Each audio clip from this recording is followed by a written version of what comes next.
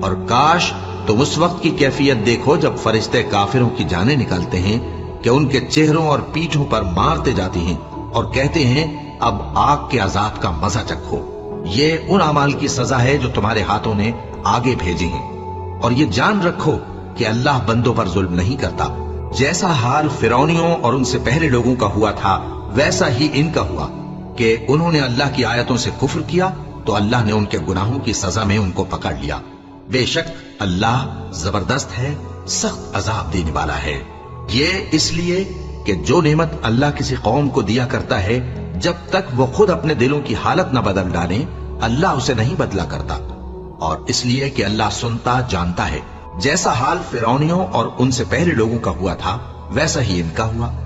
उन्होंने अपने परवरदिगार की आयतों को झुटलाया तो हमने उनको उनके गुनाहों के सबब हलाक कर डाला और फिरौनियों को डुबो दिया और वो सब